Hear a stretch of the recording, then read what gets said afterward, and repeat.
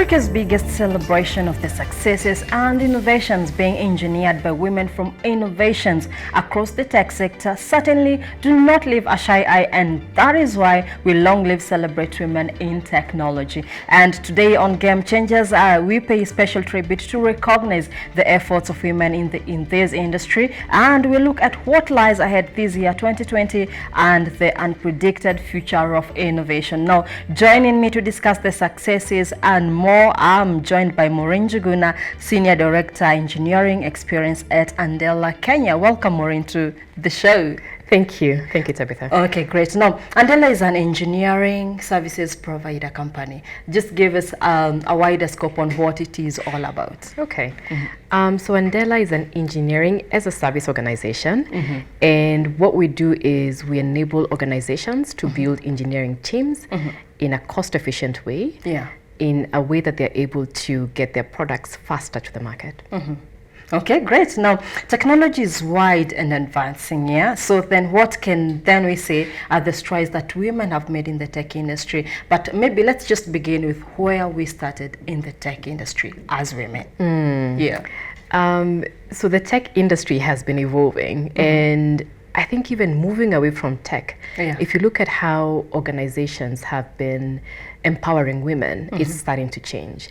And we've seen that women are becoming bolder in taking up roles in technology. We had an event last week where we partnered with Austrade, and it was wonderful to watch. A lot of senior executives, almost 40 women in one room, who are currently in tech. That's and I amazing. think that is something to celebrate, that we can see leaders coming in from the technology industry, actually coming from women. In Andela, we celebrate that we have 21% of our population being women. And knowing where tech is when it comes to having a good balance of diversity, having 21% is something to truly celebrate. It is indeed. Something to celebrate. Now, let's look at practical career development. Where do Kenyan women stand? Where do we stand?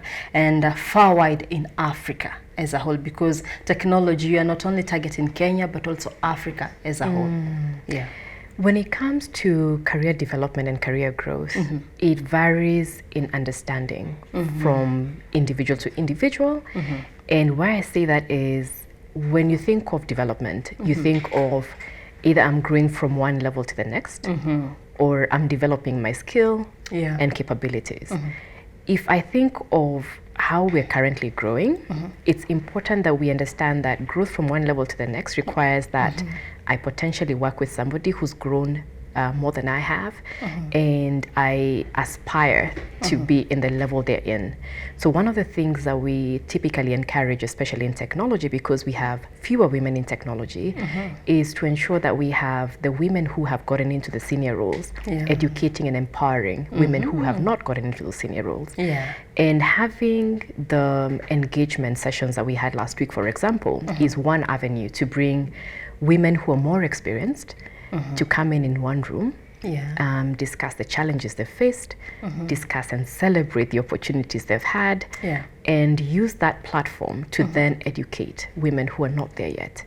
If I think of it from a skills perspective, one of the things that we're always clear about is providing those opportunities to actually grow the skill set. And one of the things that we've done well in Andela is to provide those learning opportunities for all of our engineers, despite the diversity, but encouraging and enabling that women are able to also be able to tap into those opportunities to actually grow their skill sets and capabilities.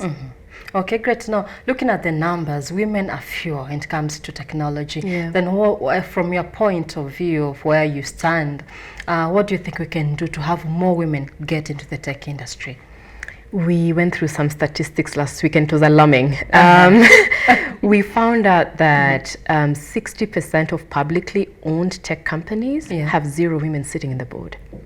And that is something to look out for. It is. I think when it comes to making sure that we can see more women taking on those leadership opportunities, making sure that we are playing a big role in the tech industry, I think there's an element of boldness that we just need to take on, and that was called out. That we need to be courageous enough and bold enough to put our hands up and say, look, I will sit in that board and grab those opportunities when they do come up. I think for women who are already there, and we have seen women who are in tech and are CEOs, pull up other women who are not there yet. Provide the opportunity for them to pull them up, right? But I think when it comes to technology industry, there's definitely a gap that we need to identify and recognize. And we need to then say, if I'm already a leader in tech and I'm a woman, what can I do to bring other women to also join me in the tech industry? And be a game changer. Be a game changer, for sure. Okay, now, so we are in the fourth industrial revolution, where how we live, work, and relate to one another has been altered by technology. What future generally are we looking at for the African women technology, and as well as technology advancement as a whole?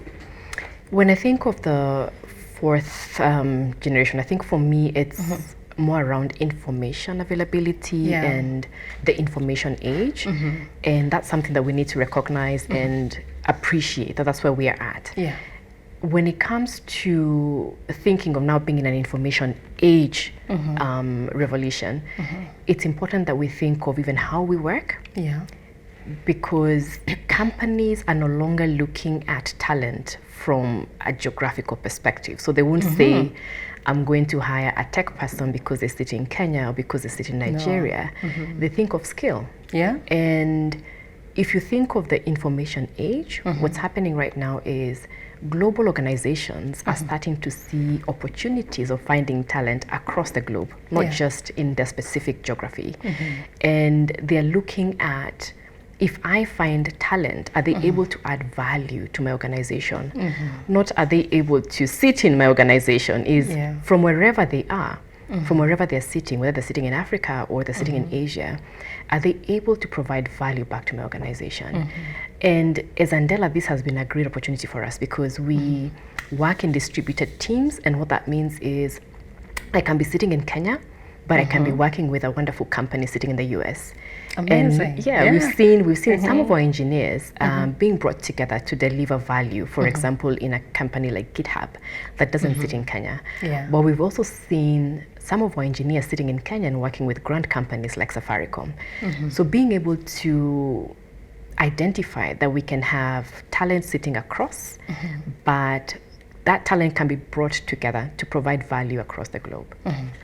Okay, the innovation age, let's call it that way. So now, what are some of the trends or innovations that have come up in these fourth industrial revolutions? What trends should we be looking out for? I will share it from the perspective of what I have seen us do. We are in this space where we call remote working. And what that means is our engineers can actually sit anywhere, but they're able to give value every day to an organization. I actually saw something on Twitter. Someone was asking, would you rather take a job that gives you the opportunity to work from remote, or that requires you to go to the office? Which one would you pick? Salary the same. Which one would you pick? I would pick remote any day. I would pick remote any day. What are the advantages? Many. I think one is you're able to work within the time that you're most capable to work, the time when you feel that you're most effective. And you focus on outcomes. And you don't focus on just being present in the office. And when you focus on outcomes, Tabitha, what tends to happen is I'm very clear every day what I need to deliver.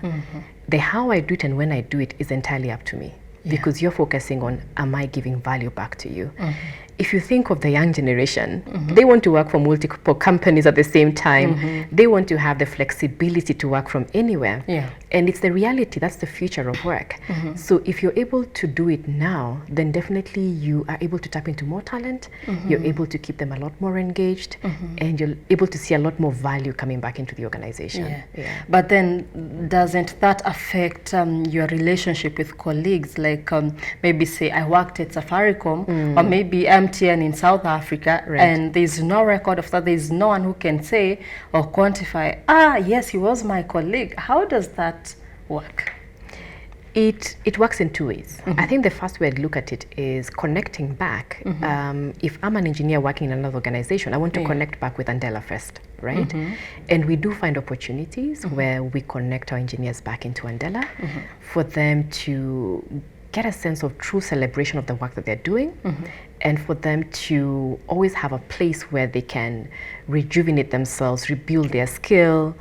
They can connect back with their colleagues who are already at the same level as them, or who are doing better than them, and kind of have that avenue to share their knowledge back, but also to receive knowledge.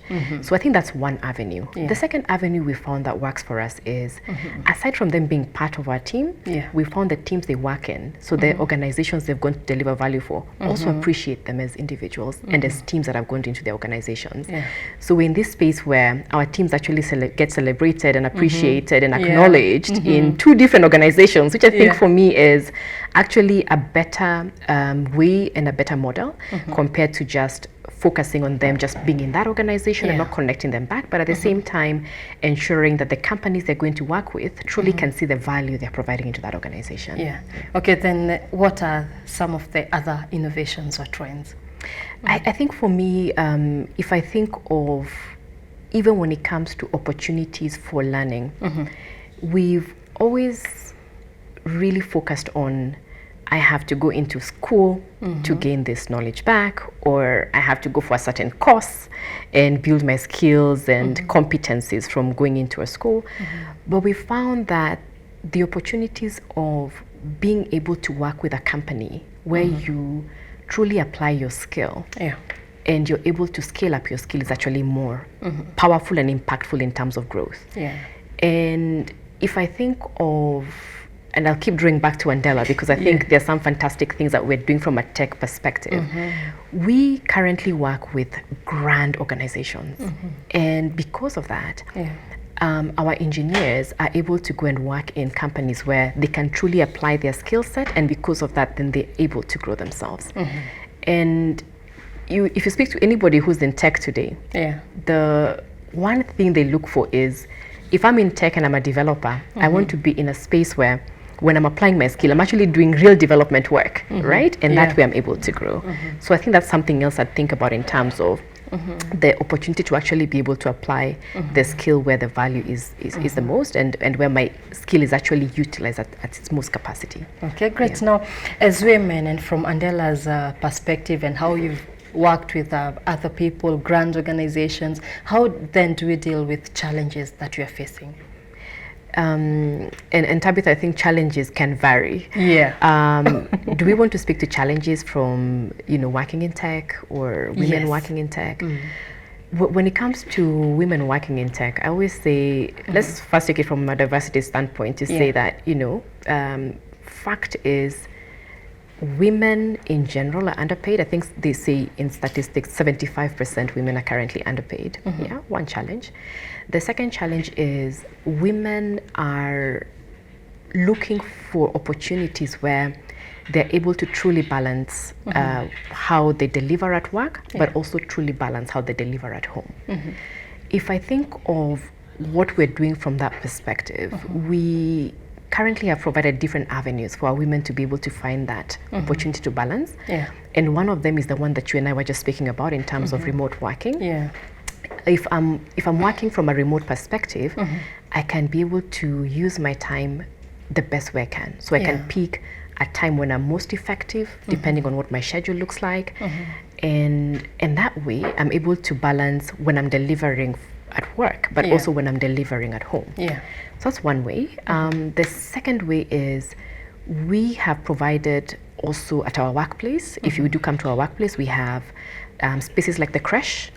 And why we've provided that is, if I'm a woman working and I want to be able to take care of my family, but I don't have that opportunity to do it all the time at home, I have to be at work. The creche is an opportunity for you actually to come there with your child, and you are clear that they are being well taken care of, and because of that, I'm able to give 100% focus on what I'm doing at work. So those are things that I would say have been good opportunities for us. We have been cautious, and I don't want to say really cautious, but we are, we call it out and say, if we know that current industry practice is we have less women in the workplace. We have looked for opportunities to make sure that we are consciously looking at that and finding opportunities that we can bring more women into the technology industry, specifically into our organization, and being very bold to call that out and to do something about it. Yeah. Great. Now looking at that one challenge that you've mentioned, being underpaid. Sorry, being underpaid. Yes. Then what profit making ways can we look at? How can we make money from this tech industry as women? Good question. And again, I'll keep referencing back, Chubbs, to statistics. We were looking at stats again last week, and we saw that startups today, 80% of them are men. 80% of the startups today have actually been made by men. Only 6% are women. And we again learned last week that there are actually organizations that are funding women startups. And our hope is using the sharing sessions, for example, that we had last week, that we can educate more women around that availability of funds to start their own startups. And I keep going back to the word bold, and I'll use it again. I think women have to be bold enough. We have to be bold and aggressive enough. Bold enough, aggressive, courageous to take up those startups and to look for that funding and ensure that we actually grab the opportunity as it exists today, because it is there. And if 80% of startups can be from men, surely we can get the women to at least 20%, if nothing less, you know. So I do feel that there's an opportunity for us as women to do more in the startup space and to take opportunity of the funding that currently exists to support women's startups. Okay, now how then do we reward the women that have come out boldly and said, I want to take up this tech industry and move it further? How do we reward them? I think let's provide the platforms for them. Let's start by providing the right platforms to truly celebrate them and to truly acknowledge that, knowing what we know from a statistics perspective, that it's actually not easy for them to be in those spaces. So providing the platform to celebrate them, I think, is one starting point. I keep saying that while we provide that platform to them, let's also provide the opportunities for them to share with other women and pull them up. And I agree. I think that's one opportunity to celebrate them and an opportunity for them to empower others.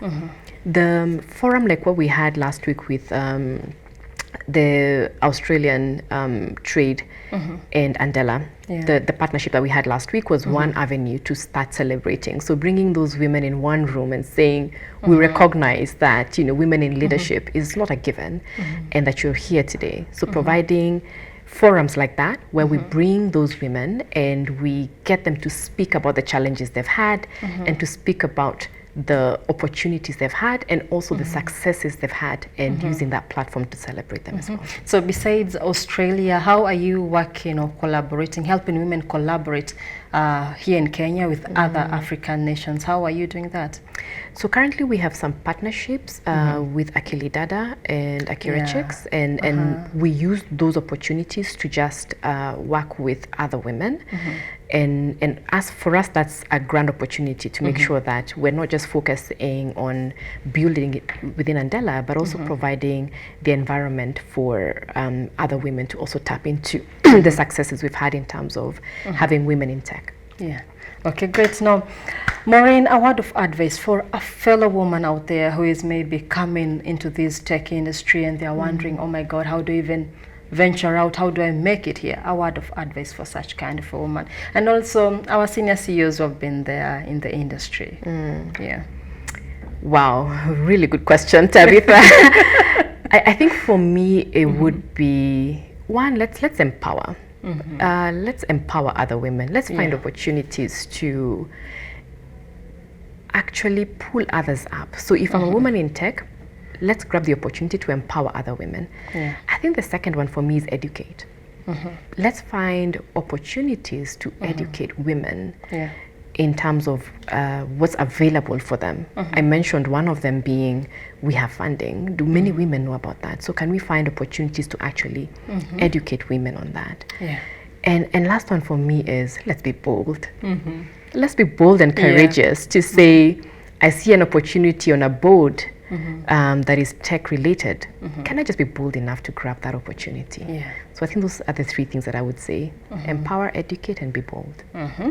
Great. Thank you very much, Maureen Jiguna, Senior Director, Engineering Experience at Andela, Kenya.